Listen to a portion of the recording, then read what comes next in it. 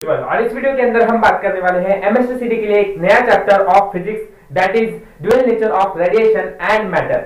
इस चैप्टर में बहुत ही कम फार्मूलाज हैं एंड इसमें बहुत ही ज्यादा चांसेस है कि इसमें से सीईटी के अंदर 1 से 2 क्वेश्चन पूछा जाता है और इससे रिलेटेड एक अगला चैप्टर भी है जो कि बहुत इंपॉर्टेंट है। इधर से आपको उसकी बेसिस के बारे में समझ में आएगा। ठीक है, सो स्टार्ट करेंगे इस वीडियो को without wasting the further time.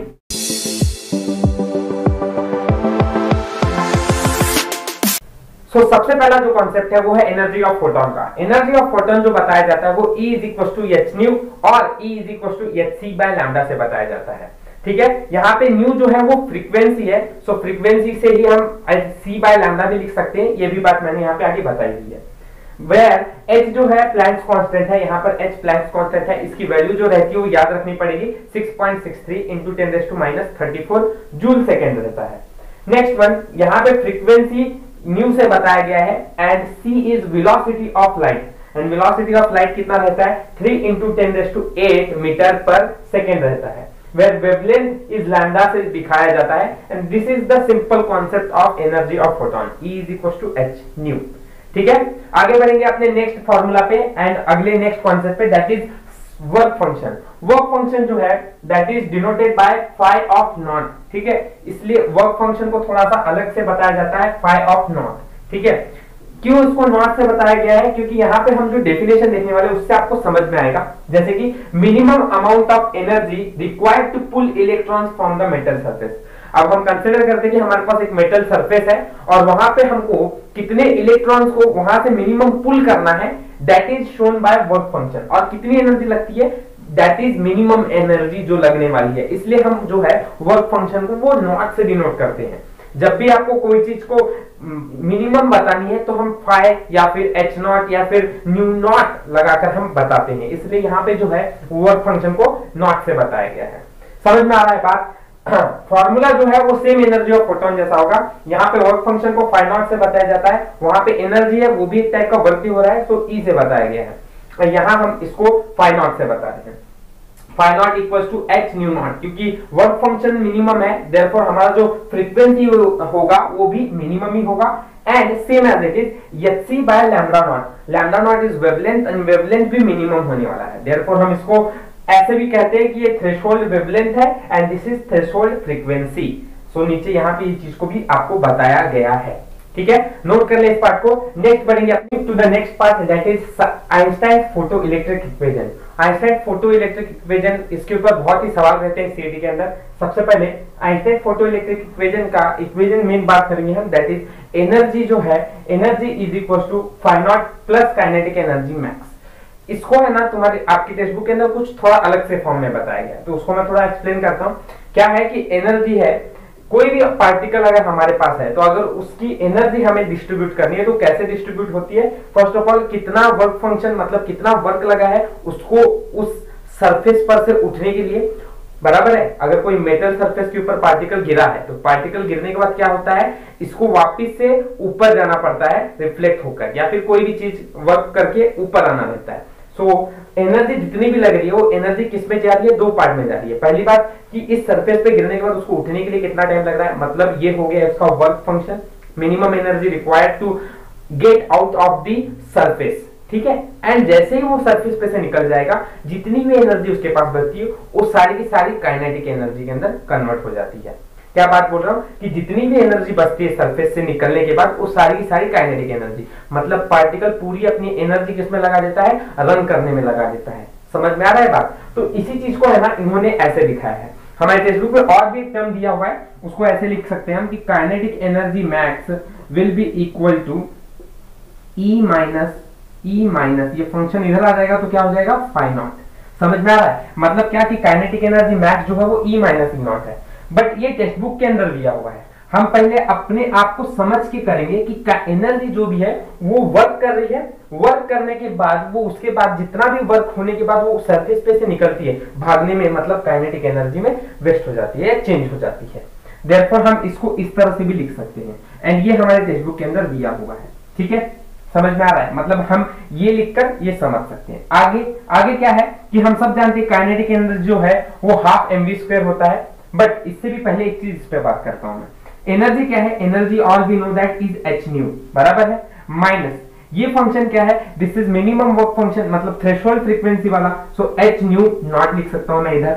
That means in दोनों के अंदर से मैं कॉमन एच को लूंगा तो मुझे क्या मिलेगा, न्यू माइनस न्यू नॉट। समझ में आ रहा है? तो देयरफॉर मैं बोल सकता हूं कि काइनेटिक एनर्जी मैक्स जो है will be equal to h bracket nu minus nu naught. ठीक है, पर ऐसे भी लिख सकते हैं कि kinetic energy max will be equal to h हम लिख सकते हैं, और देखो यहां पे मैं लिख सकता हूं न्यू की जगह पर c अपॉन लैम्डा, बराबर है, c upon lambda. That means यहां पर भी वही चीज लिख सकता हूं c upon lambda not. That means यहां दोनों में से hc अगर कॉमन निकालूंगा मैं तो I will get as 1 upon lambda minus 1 upon lambda naught. This is the required term. ठीक है, तो हमको क्या क्या समझ में आ गया यहाँ पे, हमको पहली चीज समझी कि काइनेटिक एनर्जी का formula E minus E not भी लिखा जा सकता है, देन हम इसको ऐसे भी कॉमन निकाल सकते हैं, एंड फाइनली काइनेटिक एनर्जी को हम वेवलेंथ के टर्म्स में भी लिख सकते हैं। एक और खास बात बतानी है जो अभी हम सब जानते हैं कि काइनेटिक एनर्जी मैक्स जो होता है, kinetic energy max will be equal to half mv square का मैक्स। ठीक है, तो समटाइम्स क्या होता है कि हमें एनर्जी के फॉर्म में कभी कभी इस फॉर्मूले को भी यहाँ पे लगाकर सॉल्व करना पड़ता है। ठीक है, तो ये भी ध्यान में रखो कि इसको भी हम लिख सकते हैं, that means my equation something changes as kinetic energy की जगह पर मैं ये सब लिख दूंगा एंड ये सारे टर्म्स भी रहेंगे। ठीक है, सो नेक्स्ट इसके बाद कॉन्सेप्ट है that is stopping potential. Stopping potential यहाँ पे हमको दो चीजें सीखनी है। यहाँ पे काइनेटिक एनर्जी का formula, kinetic energy equals to stopping potential e V naught. ठीक है, थोड़ा ध्यान से समझिए, काइनेटिक एनर्जी जो लिखा हुआ है ई वी नॉट लिखा हुआ है, ई वी क्या है, वी नॉट जो बोला हुआ स्टॉपिंग पोटेंशियल है या फिर कट ऑफ पोटेंशियल है। ठीक है, and formula is only for kinetic energy equals to e V naught. E electron है, ठीक है, और वी नॉट क्या है तो स्टॉपिंग पोटेंशियल है। ठीक है, और काइनेटिक एनर्जी शोन बाय के ई। समटाइम्स कभी कभी E is equal to e V naught लिखा जाता है। ठीक है, तो और कभी कभी हम सिर्फ अगर वी नॉट लिखना चाहे, मतलब कि स्टॉपिंग पोटेंशियल का सिर्फ फॉर्मूला लिखना जाए तो क्या हो जाएगा, E डिवाइडेड बाय या काइनेटिक एनर्जी, ठीक है, divided by E will be equal to V naught. ठीक है, तो हम सिर्फ इसको फॉर्मूला लिखेंगे तो ये आ जाएगा हमारे पास। ठीक है, अच्छा, काइनेटिक एनर्जी की जगह पर हम ये भी डाल सकते हैं कि काइनेटिक एनर्जी जो होता है वो हाफ mv स्क्वायर हो जाता है। ठीक है, तो हम ई वी नॉट काइनेटिक एनर्जी की जगह पर ये भी लिख सकते हैं half mv square, and formula जैसे हम चेंज करना चाहे वैसे चेंज कर सकते हैं। थोड़ी इंपॉर्टेंट बातें जो ध्यान में रखनी है काइनेटिक एनर्जी या स्टॉपिंग पोटेंशियल के टाइम पे, that is stopping potential is independent of, मतलब क्या कि किस किस चीजों के ऊपर डिपेंड नहीं करता है। पहली चीज इंटेंसिटी ऑफ इंसिडेंट लाइट। ठीक है, फॉर्मूला तो है ही, बट कैसे है कि सीडी के अंदर ये सारी चीजें भी पूछी जाती है कि किसके ऊपर डिपेंड कर रहा है, किसके ऊपर नहीं कर रहा है। तो सबसे पहले it is independent of intensity of incident light. Second, illuminating power of the source, and third, distance of the source from the metal surface। ठीक है, तो इसके ऊपर कोई भी अलग मैटर का फर्क नहीं पड़ता है, डिस्टेंस का या फिर मेटल सरफेस का या फिर illuminating पावर का, किसी भी चीज का फर्क नहीं पड़ रहा है। तो ये चीजें ध्यान में रखें। ठीक है, आपको क्लियर अंडरस्टैंडिंग रहनी चाहिए इस चीज। देन इंपॉर्टेंट थिंग, इसके बाद आता है ग्राफ। ग्राफ जो है वो इस लेसन के ऊपर बहुत ही इंपॉर्टेंट मार्क्स कंटेनिंग पॉइंट है, क्योंकि ग्राफ जो है ये इस लेसन में बहुत ज्यादा 4 ग्राफ है, 4 या 5 ग्राफ है, वो हमको सही से अंडरस्टैंड करना है। इधर से अगर क्वेश्चंस आते हैं तो ग्राफ पे भी बहुत 2-3 पिछले सालों से देखा जा रहा है इधर आ रहे। ठीक है, पहली चीज अगर ग्राफ में पहले देखा जाए तो photo current versus intensity of light का अगर हम ग्राफ देखेंगे तो इट इज डायरेक्टली स्ट्रेट। मतलब क्या कि फोटो करंट जैसे जैसे बढ़ता जाएगा इंटेंसिटी ऑफ लाइट भी बढ़ती जाएगी। पहला ग्राफ से ये समझा, तो ग्राफ बना ले, याद रख ले। ठीक है, दूसरा स्टॉपिंग पोटेंशियल का ग्राफ बनाएंगे फोटो करंट के साथ तो कैसा होता है। तो पहली चीज तो ये लाइन मैंने x एक्सिस y एक्सिस पे, x एक्सिस पे पोटेंशियल है एंड यहाँ पे स्टॉपिंग पोटेंशियल है, मतलब ये पूरी लाइन जो है स्टॉपिंग पोटेंशियल की ग्राफ बता रही है, एंड फोटो करंट जो है ये y एक्सिस पे है। ग्राफ कैसा बनता है, तो यहाँ पे अगर मैं कंटिन्यूअसली बोलूं कि ये स्टॉपिंग पोटेंशियल का ग्राफ है तो ये ग्राफ कुछ ऐसे आता है। ठीक है, दैट मीन्स ग्राफ पहले ठीक है, लेकिन इसके बाद स्टॉपिंग पोटेंशियल आउट करता है और फिर आगे यहाँ से कम होने लगता है, मतलब x एक्सिस को y एक्सिस को कोलैप्स करके आगे जा रहा है। So this is the second graph again for stopping potential and photo current. इसके बाद सो द नेक्स्ट ग्राफ सबसे पहला ग्राफ है photocurrent versus stopping potential, but यहाँ पे क्या है पोटेंशियल के graphs as per intensity change हो रही है वैसे वैसे ग्राफ्स भी चेंज हो रहे हैं। यहाँ इंटेंसिटी सिर्फ सेम नहीं है, ठीक है, जैसे कि हम फर्स्ट वाले को देखेंगे तो यहाँ इंटेंसिटी I1 है, दूसरा I2 है, तीसरा I3 है। तो ग्राफ स्टॉपिंग पोटेंशियल का जो है वो इंटेंसिटी से इस तरह हो जाएगा। ये भी ग्राफ एग्जाम्स में आए हुए हैं, तो थोड़ा ध्यान से ऑब्जर्व करके सही से प्रिपेयर करें। ठीक है, नेक्स्ट इसके बाद जो दूसरा ग्राफ है वो इस बार क्या है, यहाँ पे हमने इंटेंसिटी चेंज की, यहाँ स्टॉपिंग पोटेंशियल चेंज किया है एंड इंटेंसिटी सेम रखी है। तो यहाँ ग्राफ कुछ ऐसा बन रहा है। ठीक है, फोटो करंट, ये पीसी फोटो करंट है एंड ये स्टॉपिंग पोटेंशियल का ग्राफ आगे बढ़ता जा रहा है। ठीक है, तो यहाँ पे भी V03 is greater than V02 is greater than V01 और यहाँ पे I3 I2 I1 I3 is greater. ठीक है, दोनों का ग्राफ ध्यान से अच्छी तरह से बनाकर याद रखें। नेक्स्ट इसके बाद ग्राफ जो है वो stopping potential versus kinetic energy का ग्राफ है।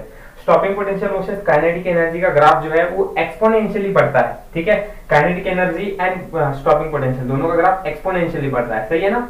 सो therefore these are the graphs for, इस चैप्टर के अंदर से 5 ग्राफ है, इसको सही से ध्यान में रखो, क्लियर हो जाएगा। नेक्स्ट इसके बाद बढ़ते हैं हमारे लास्ट कॉन्सेप्ट पे, that is D Broglie wavelength. ठीक है, कौन सा है, डी ब्रोए वेवलेंथ। तो यहाँ पे हेडिंग डालेंगे डी ब्रोए वेवलेंथ का और इसके बाद हम इसका डेरिवेशन करके क्या क्या इंपॉर्टेंट हम देखेंगे। D Broglie wavelength,